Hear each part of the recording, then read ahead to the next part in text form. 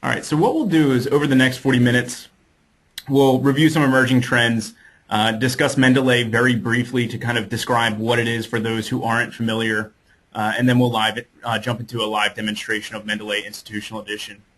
At the end of the presentation, I'll leave a little bit of time for a Q&A session. So if anybody wants to stick around for that and ask any questions, I'll be around. If we can't get to all the questions, I'll write them down and then respond to everyone after the webinar with all the answers. Again, if you have any questions during the presentation, please feel free to stop me and type any questions in that chat box, and I'll try to get to them as soon as I can. So the first thing that I really wanted to discuss is what our goals were with Mendeley Institutional Edition. And the first thing we saw was the adoption of social media and how it's really impacted our daily lives. So if you think about these social media networks, they're basically information feeds that are relevant to our interests. And it's really just a convenient and efficient way to consume and disseminate information among your peers. And the next thing that we saw was how research collaboration was becoming increasingly important, not only to achieve a higher level of impact, but also to boost those researchers' productivity.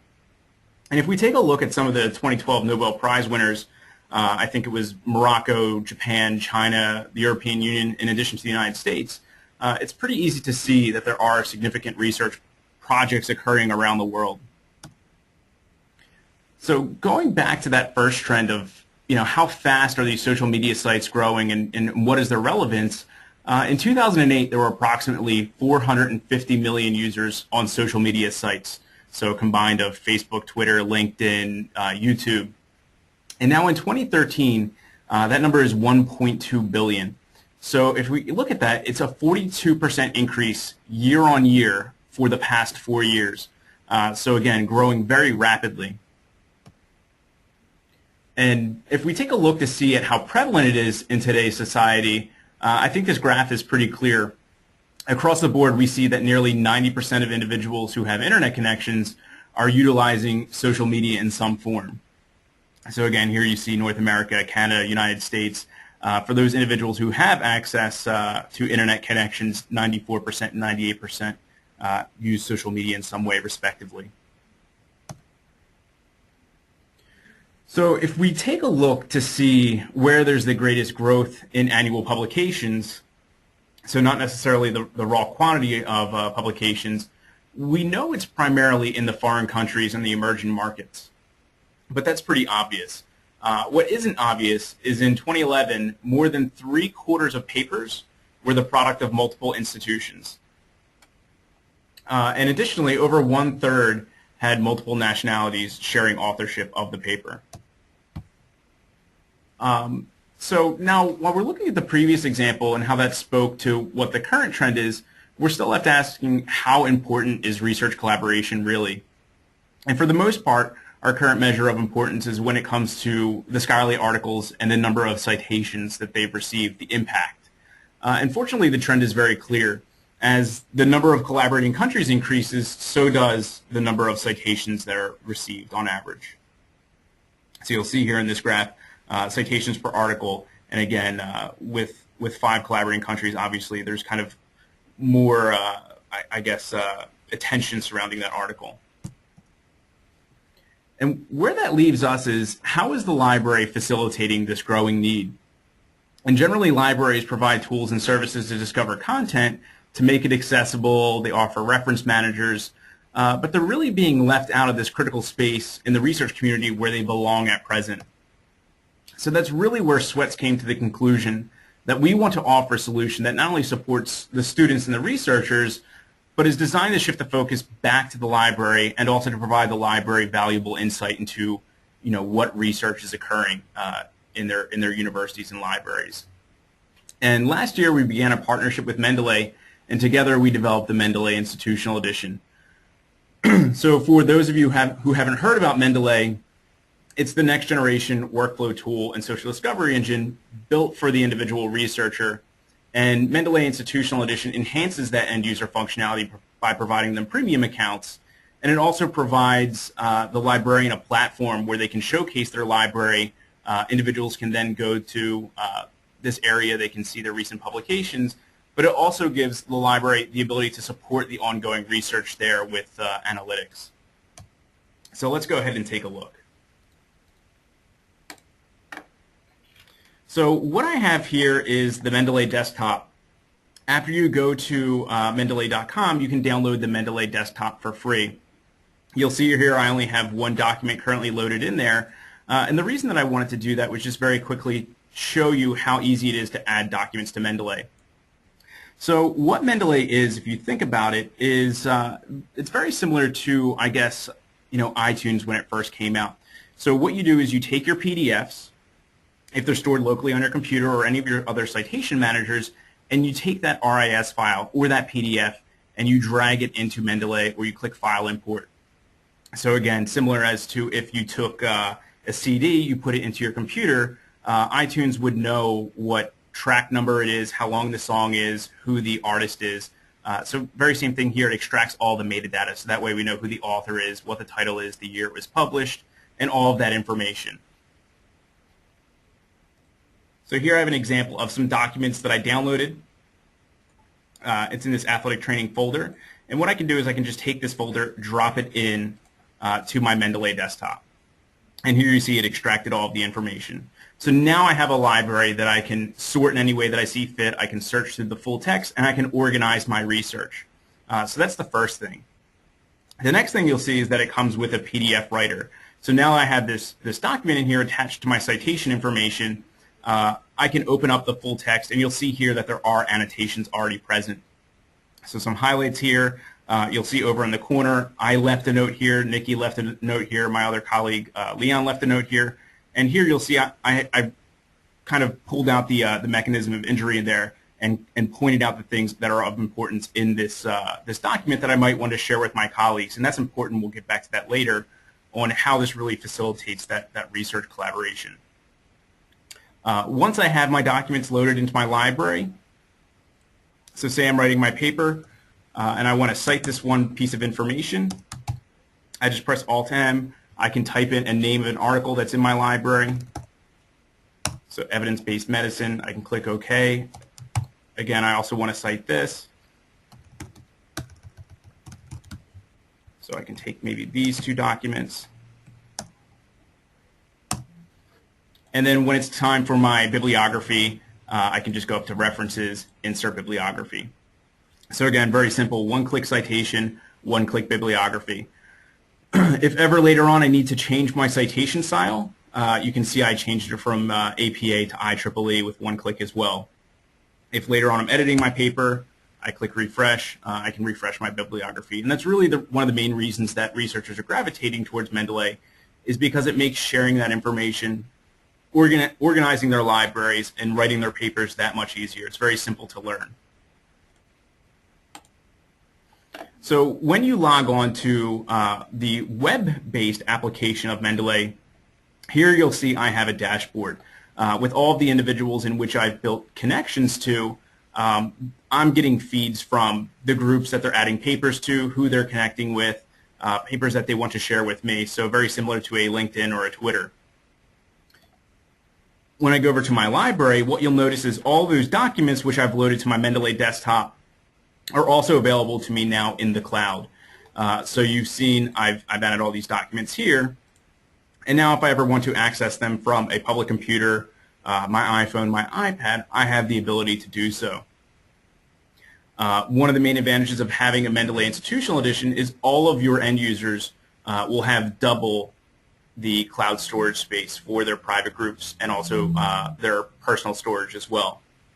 Another advantage is I was showing you how I was working on that paper in my Mendeley desktop with other individuals in my organization, and what we do is we also increase the number of collaborators that you can have in private groups by double as well, so from 2 collaborators to 4 collaborators. Something that's relatively new that I kind of wanted to bring up was also Mendeley Suggest. So what Mendeley Suggest is, if you've ever used anything like Last.fm, Pandora, any of those streaming internet sites, or you've been on Netflix where they have movies there, you can either thumbs up or thumbs down that particular suggestion that it pushes to you. So this is a really big advantage to the traditional way of seeing kind of related papers, because if I were in, say, medicine, you were in astrophysics, if we go to the same paper, we're both going to see the same related papers. But what Mendeley Suggest does is it takes a look at your library and other individuals with similar documents in their libraries, and it tries to see if anything's missing there, and it also applies that collaborative filtering algorithm to the equation, so that way it gives you smart, intelligent suggestions. So here on the side, you'll see I can choose to accept or I can choose to remove those recommendations. And that's just another benefit of the Mendeley Institutional Edition, is that your end users all receive these premium benefits for free once you have that subscription. Going over to the paper section, there's currently, I believe it's 360 million papers on Mendeley. So your users can come in here, they can start browsing the papers, going through the disciplines, seeing the groups that are available. But the problem is if the papers aren't open access, the individuals aren't going to have access to those papers. They would have to find, where it is they can get access. So by clicking on this paper, you'll see here there's this Find This Paper At button. I am a member of a number of institutional groups, so what we'll see here is I see my link resolvers for my institutional group have been automatically integrated into my account. So up at the top here, I see my university's link resolver that I can click on and check our holdings to see if I can go ahead and get full text access to this content that I'm interested in. So again, it's another way to facilitate your end users getting to the papers that they need through this tool. And where that really brings us is to the institutional edition. So very quickly, we've run through the end user product, the Mendeley, some of the benefits that are granted to the end users. So for example, they have additional cloud storage space. They have link resolvers, the integration into their link resolvers. On top of that, they also have the Mendeley Suggest, and they have the ability to have more individuals in their private groups for enhanced collaboration. So if we go over to here to the Mendeley Institutional Group, this is my demo institutional group. So this could be your institution listed right here. Just 1 second while that loads.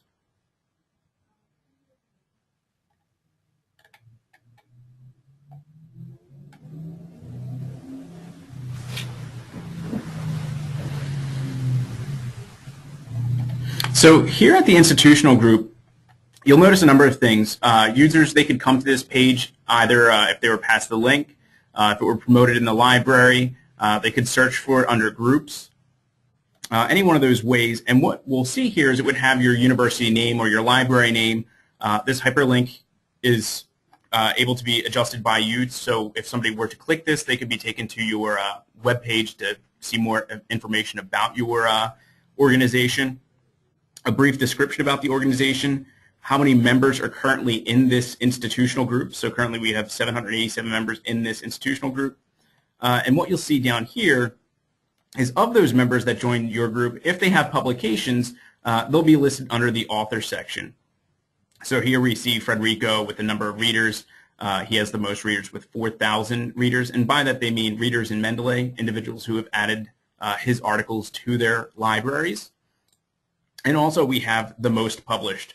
So who within your 787 members that have joined your group has the most publications. And in this example, we see Matteo Leone has the most publications. Up here, you'll see recent publications. And what this is when your authors drop documents into My Publications, it will be promoted to the institutional homepage. So that way, everyone can see the recent research that's coming out of your university and your libraries as a result of your researchers. By clicking on members, you can see who's a member of the group. So up at the top here, you can see who is the owner of the group, who all of the admins are. So this area can be used as a faculty finder. And since you're going to be seeing all of the admins of the group, the admins would typically be the librarians. So that way it really puts a name to the face, and it gives your users the ability to reach out to the librarians to ask them for help or to send them any questions that they may have. And both of these tabs, the overview and the members page, are publicly visible by anyone that comes across your group. And that brings us really to the Analytics tab. The Analytics tab is only accessible to individuals who have joined the group and then have been promoted to admin by the owner. And again, this would typically be the librarians. And what you'll see here is on the Reading tab, we provide a number of different tabs to show you what kind of activity is occurring within your Mendeley Institutional Edition group. So what are users doing with their research? And what I want to do real quick is just take a second and review some questions. I see the questions pane popping up right now. So before we move on.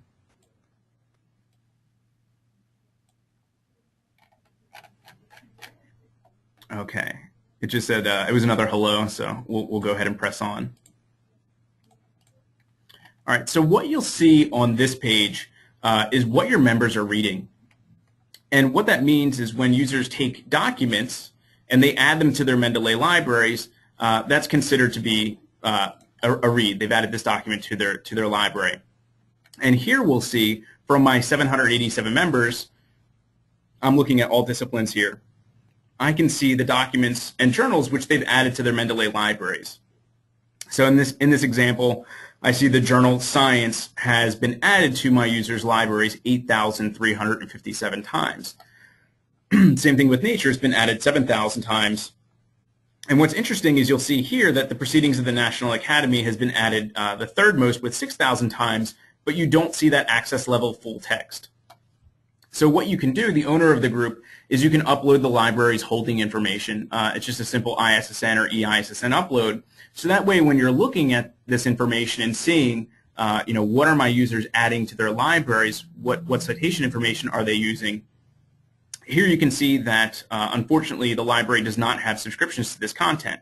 So it's just a way to see if there are any gaps in the collection and really align, is the library purchasing the content that the researchers are adding to their Mendeley libraries and citing. And going down here, if I wanted to maybe take a look from a larger institution or if I wanted to look at particular disciplines, you can see here the number of individuals within those disciplines. So I have 128 individuals in my group under the biological sciences. I can click that. And once I click that, it updates in real time to show me, again, the graph goes up here. And in biological sciences, you'll see the titles have changed. The number one most read title there is the journal is Nature, number 2 Proceedings, number 3 Science, number 4 Evolution. So again, just giving you the ability to see, are you really meeting your users' needs? Down here for the highly read articles, you can see within these particular disciplines what are the most read articles within these disciplines as well. What are your users adding to their libraries? And all of the information is exportable via CSV.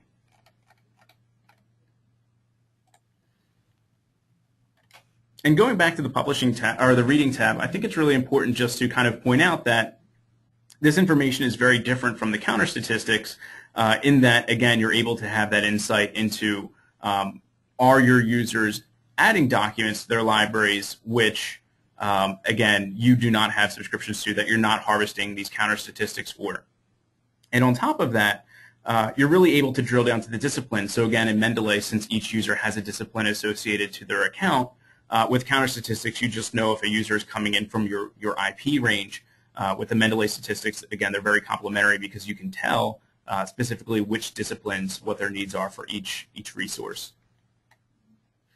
In the publishing tab, we can see, again, going back to the Mendeley desktop, when a user adds articles to My Publications, that will start generating data for your Mendeley institutional group. So I can see of the individuals in my institutional group, where have they been published? So really this is the heartbeat of your institution's publication activity, of your researchers. So here the trend in general, we can see it's going up. But here we can see in all time, our number 1 place of publication has been PLOS One. The number 2 place of publication has been the electronic library. So again, PLOS One, we've been published there 47 times. And the electronic library, we have been published there 28 times. Each screen has a very similar look and feel. So if I were to click on one of the specific disciplines, all of this information would change, and I would see my users in biological science. Again, where are they being published? If I wanted to change the field, so instead of all time, just the last 5 years, the last 12 years, I could do that. And then by selecting the individual titles, it will update the chart that's above. So by scrolling up to here, I see I selected PLOS One, electronic library.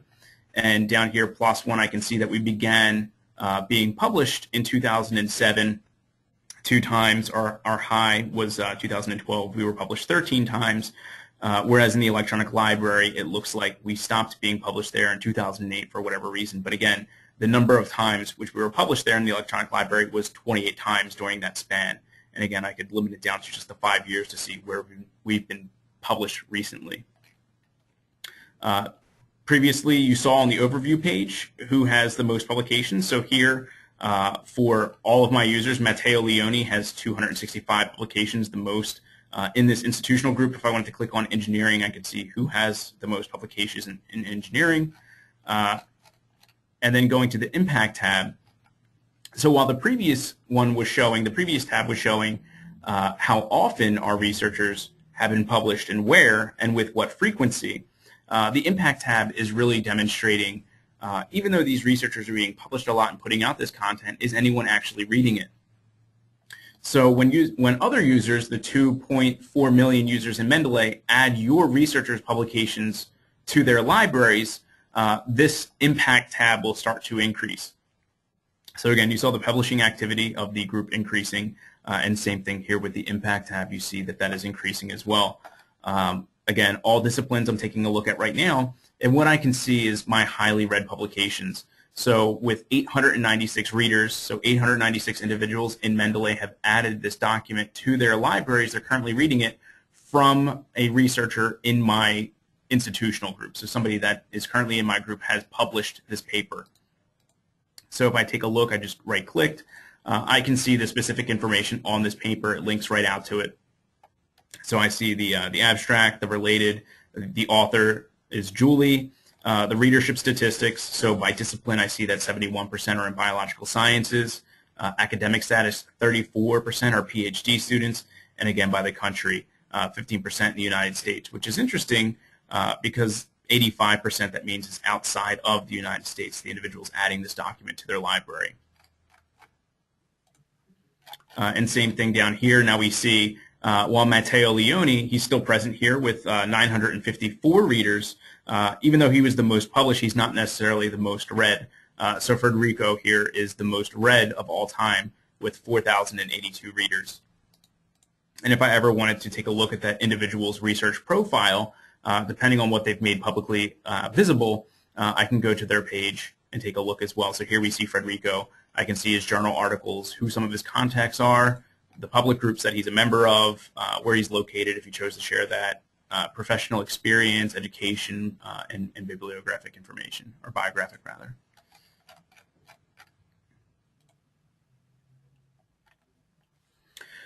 On the social tab, what it allows the library to do is to take a look into what groups its users are joining. So here I can see I'm looking at the time frame all time, and then we're looking down at the discipline, all disciplines, and I can see the most popular group that my members are joining is the altmetrics group. The most popular one this year is actually Sweats, again followed closely behind altmetrics, the German-speaking advisors, collaboration group, Mendeley staff. But if I want to take a look to see at what was actually occurring in these groups, what papers are being shared, where the conversation is headed, again, I can see who the members are. I can always pop into these groups. And one way that's kind of relevant is that often individuals will say they're not really sure, what their peers are working on or kind of where the research is heading within their field. And this gives kind of a window and some insight into what groups they may wish to check out. So again, just a quick recap on some of the value and added benefits of subscribing to an institutional edition to make sure that we're clear here. First, the library gets an institutional group, which you see here, the Mendeley Institutional Group, which would be named after your library. Your users then join this group, so they can invite themselves. You can invite them. They just register by their institutional email address. They just have to do a registration step, or verification step, rather. After that, they have premium accounts. So the premium accounts grant them double the cloud storage space for their private library and also their private groups. It enables integration of link resolvers, so that way they can access your library's holdings when they're searching the Mendeley paper section. They have access to the Mendeley Suggest, which is only available to premium accounts. And then on top of that, it gives them a little bit of a public spotlight. So their recent publications, the member list. It's a way for individuals to then go there and see your researchers, which disciplines, which users are a part of this Mendeley group. And then for the library, it gives you the analytics to see, are you supporting your researchers within these particular disciplines? Are there any gaps in the collection? Where are your researchers being published? With what frequency? Are they being read? And what groups are they joining? So at this point, I would just like to leave it open for questions. So if you have any questions, please feel free to type into the chat box, and we can maybe take a further look at any of the areas that you're interested in.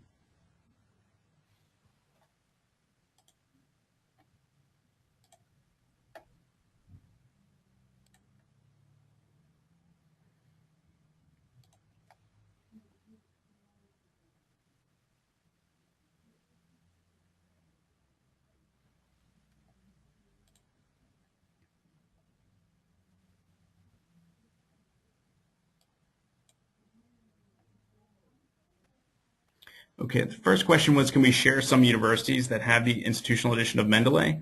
I do know I can maybe show one group, but I'm not sure if I can discuss some of the others. It would maybe be a good chance to show you how individuals invite themselves to the group. So let's see here.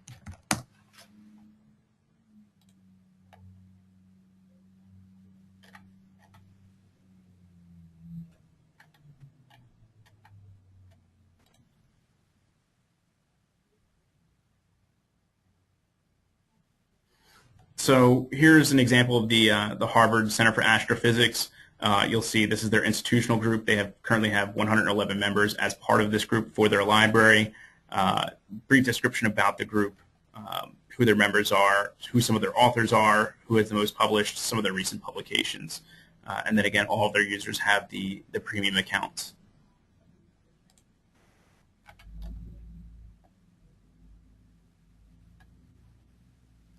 As far as tools for citation analysis, I am not familiar. I'd have to follow up with the developers on that one. But I do know there was something currently being developed in the Mendeley labs, which was showing for the papers that were published.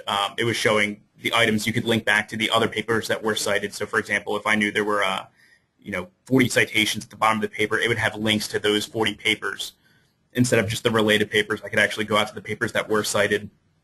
And then also, Mendeley does make the majority of its information available via API. So there's lots of different collaborative tools where you can, based upon the citation information, you can print out your, the bib text file, drop it into another program, and it will show you kind of like a spider web of who the collaborators are, so to see, kind of which circles you're working in. So there's lots of tools currently available via the APIs right now.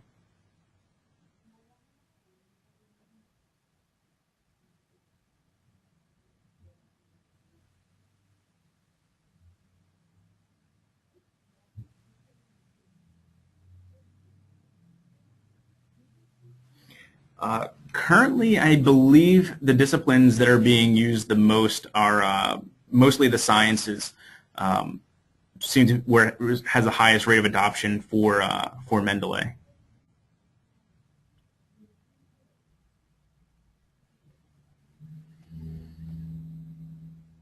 And then the next question was, do the members' authors have to identify publications themselves? So all the users do is they take the PDF of the file and they drop it into the Mendeley desktop, and all of the metadata that's available in that file is extracted from that PDF. So they just, again, drag it into their My Publications area of Mendeley desktop, and it contains all of the information and it's handled from there.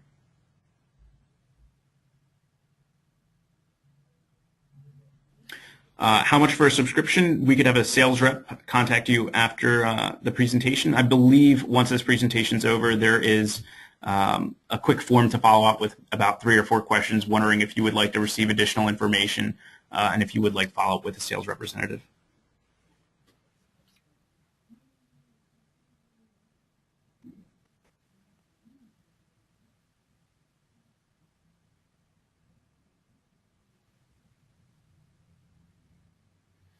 All right. Any other questions?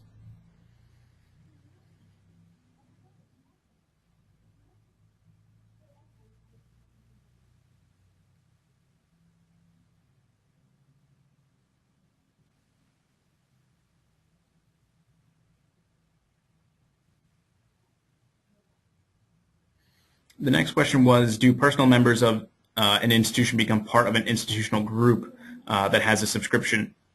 So the way that membership is really administered is by a couple different ways. The first thing is that we can see all of the users that have registered with an institutional email. So the institution could supply us a list of domains that they have, and we could invite all of those users, right from the get-go. From there, what we would do is the librarian would have the ability to send invitations in bulk. So that way they could send out a mass email where users could click a link and it would verify them and they would be able to join the group. Even if they signed up with a Gmail account, all they would have to do is click the link that they would receive, and then from there it would ask them to sign into their Mendeley account and they would be invited to the institutional group. Alternatively, you'll see up at the top here, there's the ability to, you can click join this group. And what that will do when I click join this group is you'll see a box pop up right here that has the domain of the university or the library or institution. So I would type in my university email. It would send me an email, like a verification step. I would simply need to click that. It would ask me to sign into my Mendeley account if I already have one. If I do not have one, it asks me to sign up for one. And as soon as I either sign in or sign up for one, it would invite me to the institutional group, and I would have premium benefits unlocked for me. So again, that's kind of the way that invitations are administered.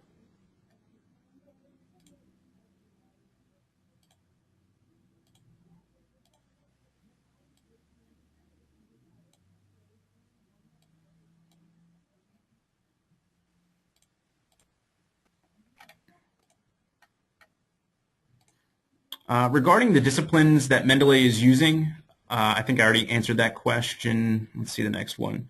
How about social science information? What I could do is after the presentation, I do have an overall kind of a higher level overview of the type of individuals that are using Mendeley. But if a sales rep were to contact you after, we could provide detailed information for your specific institution. So based upon your domain, we would be able to tell you how many users you currently have, what disciplines within your university or your library are using Mendeley Institutional Edition, or Mendeley rather, and then also what their academic status is. So again, if they're undergrads, postgrads, doctoral students, staff, we would have that information for you, the estimates. Another question was, how can Mendeley help with collection development for the library?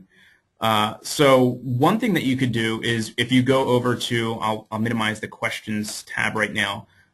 We saw, get this out of my way.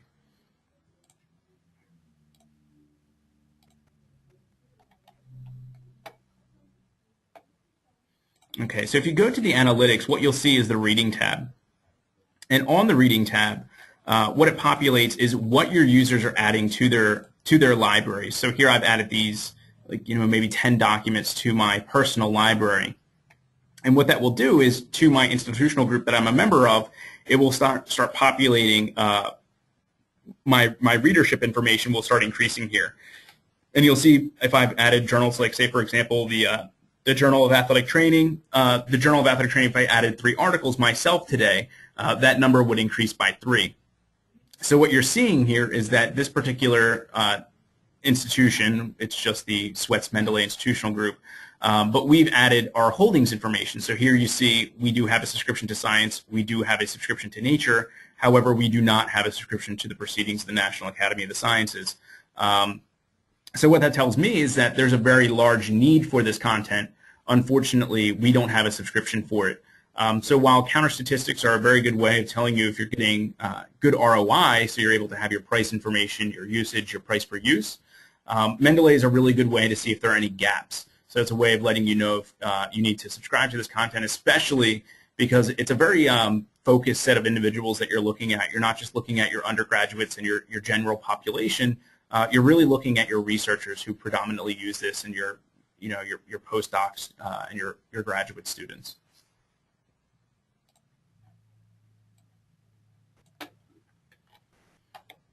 Okay, and the next one was, are there some tools for librarians to analyze themes for the faculty?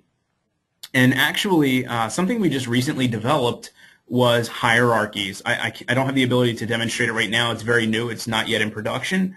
But essentially what the hierarchies are is if I had, say, for example, my institutional group, and I'll use Harvard as the example because they were the ones that requested this be developed. So Harvard had the astrophysics library have their institutional group first. And then from underneath of that group, they had a number of different departments. And the problem is that each one of these departments, they all had the same discipline, and it was all astrophysics.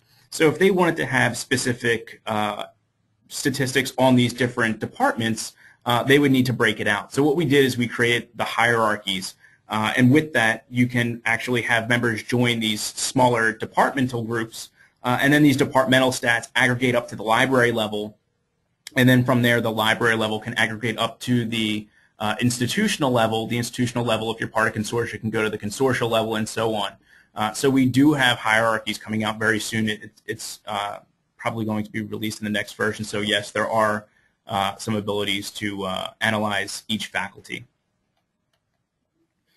Next question was, does a linker configuration, who does the linker configuration, and can you access documents within your library subscription? So the first thing that you would need to do is you would have to go to the settings tab that's available only to the group owner of the Mendeley Institutional Group. They would simply put in the URL for the linker, so that way when individuals click on which linker they would like to use, so say ABC University, they would say find this content at ABC University. It would pass all of the citation information from within Mendeley Institutional Edition to the link resolver, so that way your users could get to the full text. So however your link resolver works, that's the way it would work from there.